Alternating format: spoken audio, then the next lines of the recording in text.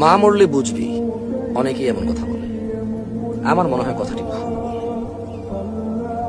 ছোট বাচ্চা কাচ্চা যারা আছে তারাও কিছুদিন পরে ভুলে যায়, আর বড়রা তো ঘর সংসার ছেলে মেয়ে নিয়ে একটু আফসোস হয়। না না, আমি বলবো না যে কোনো মানুষ নেই পৃথিবীতে, এটা আমি বলবো না।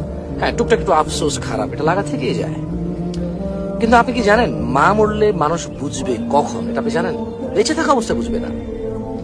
মা অথবা বাপ মরলে মানুষ বুঝবে তখন যখন সে নিজে মারা যাবে, যখন সে হঠাৎ করে তার মা অথবা বাপ দুজনই বৃদ্ধ ছিল বা যে কোনো একজনকে সে পেয়েছে আর ওরা মারা গেল, আর কোনো এক জুমার খুতবায়, কোনো এক ওয়াজ মাহফিলে অথবা কোনো এক বই সে পাতা উল্টিয়ে দেখবে যে আল্লাহ নবী সাল্লাল্লাহু আলাইহি ওয়াসাল্লাম বলেছে যে মানে ওই লোকের চাইতে হতভাগা আর কেউ না, বা ধ্বংস ওই লোক হোক যার বৃদ্ধ পিতামাতা সে উভয়কে অথবা যে কোনো একজনকে পেল অথচ জান্নাত নিতে পারলো না।